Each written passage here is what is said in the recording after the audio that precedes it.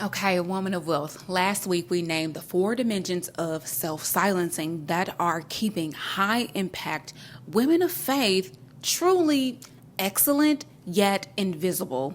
And if you have not watched that episode yet, I would highly recommend that you go back so that this video can actually make sense, because this one builds directly on it and it won't land the same without it. Okay, so if you have, you know which dimension is most active for you. And the question that I want to answer today is one that actually matters, which is, how do you rewire it? Okay, because it's really not about doing it at the behavior level. It's truly about doing it at the level where it lives, which is the level of your nervous system and your identity. Let's get into it.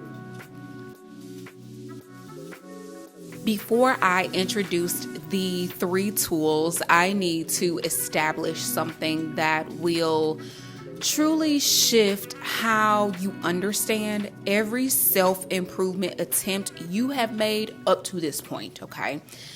Self-silencing, as Dr. Dana Jack's research has established, is not a behavioral pattern. It is a relational survival strategy installed at the level of the nervous system, which means that it operates below your conscious thought, okay? So by the time that your mind actually knows what is happening, your body has already clocked it and it's already made a decision for you, okay? You have already softened the post. You've already dropped the price. You've already, bent on your boundary, okay? And this is why most conscious effort doesn't shift it. This is why knowing better doesn't produce being different, okay? And this is how you can actually make a decision on Monday and then find yourself back in the same position by Wednesday. And it's all because it's running unconsciously. You are applying a conscious cognitive solution to an unconscious somatic problem. And neuroscience is really precise here, okay? So I want you to nerd out with me, okay? So the amygdala, which is the brain's threat detection center, it processes perceived danger approximately 200 milliseconds faster than your prefrontal cortex, which processes your rational thought, okay?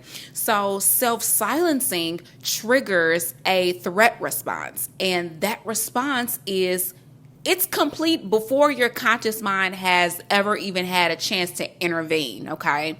So the rewiring has to happen at the level where the pattern actually lives, okay? Not in the mind alone, but in the realm of your nervous system, the realm of your soul, in the body, in the identity schema that is actually running below the surface of every decision that you make, right?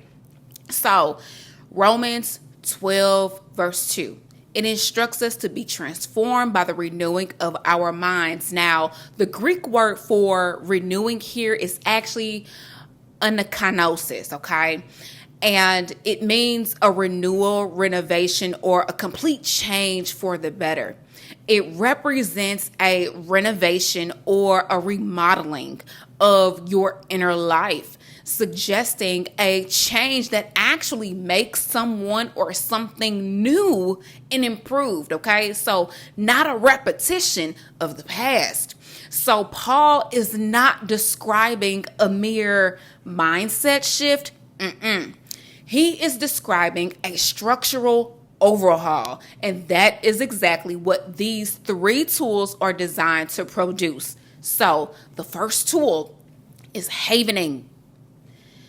It is a psychosensory technique. It was developed by Dr. Ronald Rudin that uses specific touch protocols to produce a delta wave, okay? It's a wave within the brain. It's a brain state that's associated with deep sleep and emotional processing. Here is why this matters for self-silencing specifically, okay?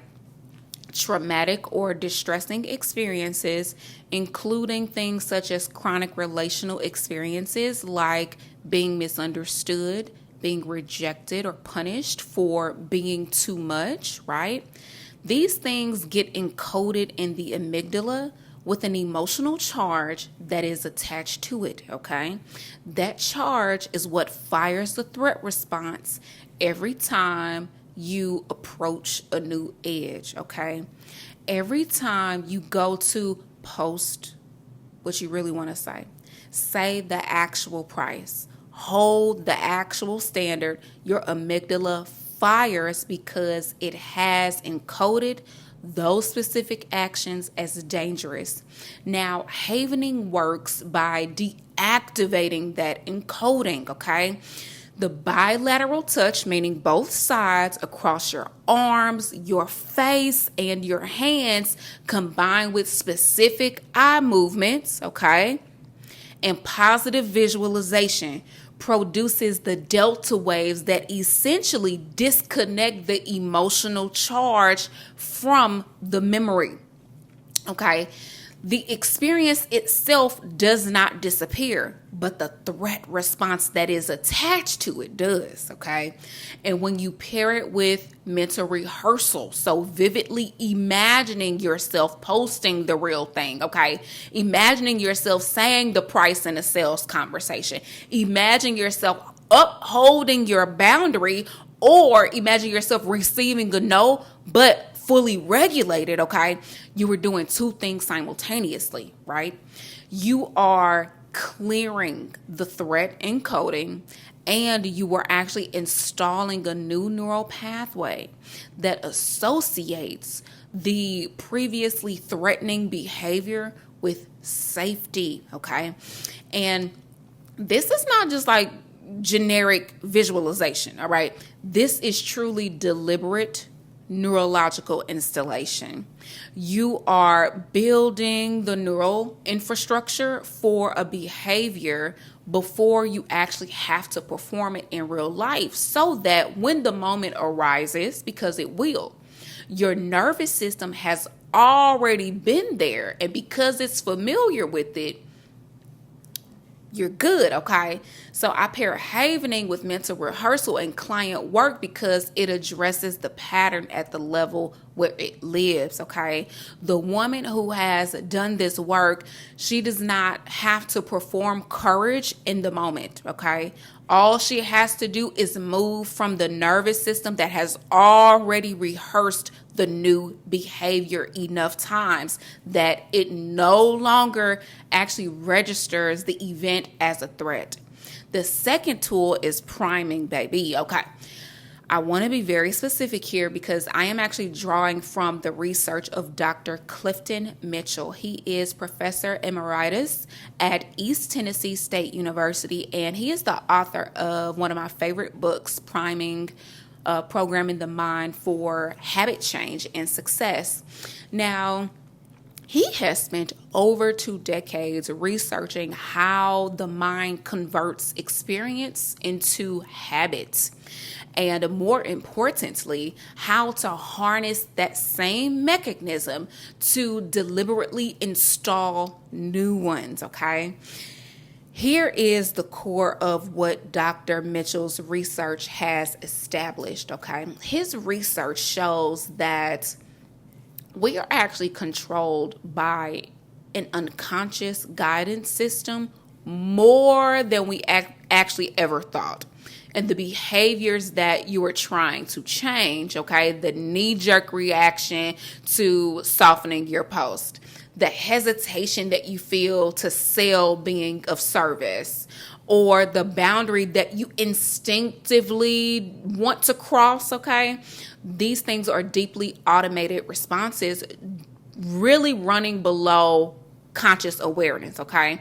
All of these are subconscious patterns, okay? And what do? We attempt to break automatic patterns with sheer willpower, but willpower is a conscious tool, which means that we are truly fighting on the wrong battlefield, okay?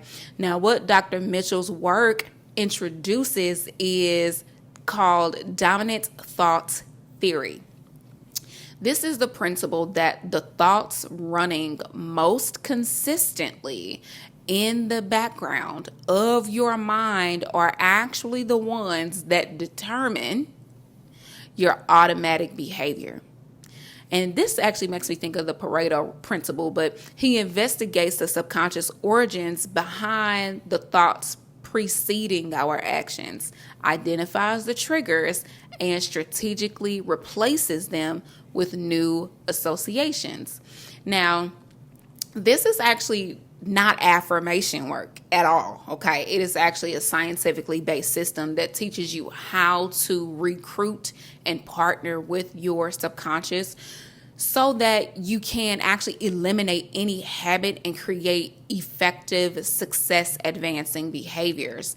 Now, for the woman operating from a divided self, the dominant thought running below the surface, of every business decision, even life decision, being honest, may sound like, okay, it's not safe for me to be fully seen, or, being too much costs connection. That thought is not random, okay?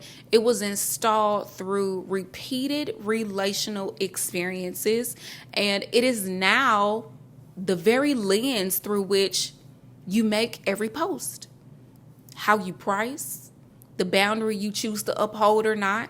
All of this gets filtered through your dominant thoughts. Now, priming applied through Dr. Mitchell's method, specifically, it works by systematically replacing your dominant thought, the dominant thought, with the one that you actually desire to experience as true. And when you repeat it consistently, that new dominant thought becomes the automated response for you. The filter, it does not get dismantled by willpower alone. It gets replaced by a stronger signal. And this is exactly what my mind renewal immersion audios are for, okay? This is what I designed them to support. So each audio is actually built to install a specific identity dominant thought to prime you as the assigned woman before you enter the day, before you have to open any app, before you get on the call, okay? And I'll be sure to link the playlist and the show notes, as well as you can scan the QR on the screen. I want you to use them daily, okay? The goal is for the new thought to become automatic, the way brushing your teeth is automatic, okay? And that only happens through repetition, not intention. Now, Dr. Mitchell's research makes something theologically resonant and explicit, okay, at the neurological level. And that is that Romans 12:2 is not mere poetry. The renewing of your mind is a literal, deliberate, repeatable process. And priming is one of the most precise tools that are available for doing it. Now, the third tool is one of my favorites, and it is one that I want to name specifically because it is truly one of the most powerful identity level modalities that I use in my client work. And it's also a modality that requires the most care in its application. And I'm not saying it just because I'm the one, okay? And it is called the Swish pattern. The Swish pattern is an NLP technique developed by Richard Bandler, and it was refined by Steve Andreas. Now, unlike the other tools, okay, it actually does not work on a specific behavior or memory. It works on the identity itself, the identity image itself, okay, the internal representation you have of who you are. Now, here is the mechanism. Every person carries an internal image of themselves. Now, I'm not talking about like a physical image, but we all have a felt sense of who we are in a given context. So for a woman operating from a divided self, that image is actually split. There is who you know you are privately. And then there is who you present yourself to be publicly. The Swish pattern works by installing a new self-image and anchoring it so strongly that the old image gives what some of my clients call the ick, okay? It's not shame or it's not even self-criticism. It's really just a visceral, instinctive disinterest in returning to the old version of who you are, okay? So not operating in your God design. And when it's done correctly, it has to be done correctly, okay? With proper access and cues and calibration, the shift is not effortful at all. You'll just be in a place where you'll no longer have the appetite for the old behavior, okay? Now, you still have to make the choice, okay? But the desire just won't be there. And the traits of the woman God is calling you to rise up as, okay, that actually becomes your path of least resistance, which is honestly so beautiful.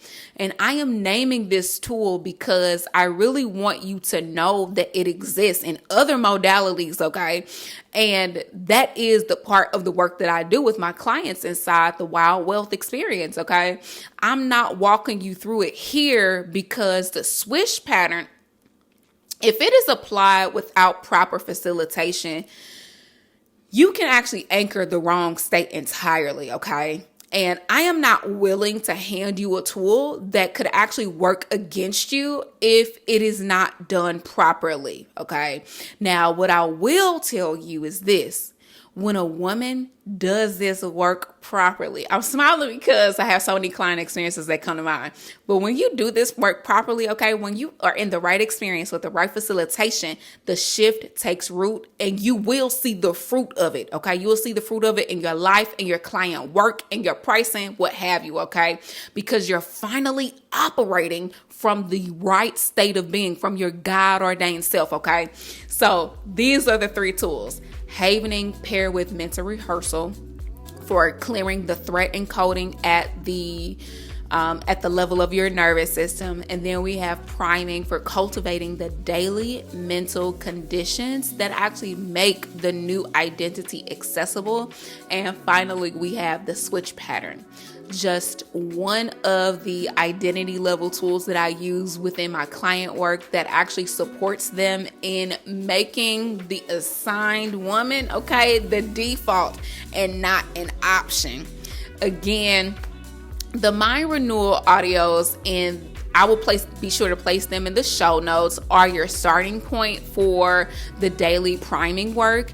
And again, be sure to use them consistently, okay? And when you are ready to join a space and experience where you become unshakable in your identity, unapologetic in your marketing, and unmoved in your assignment, then the Wild Wellth experience is the place for you.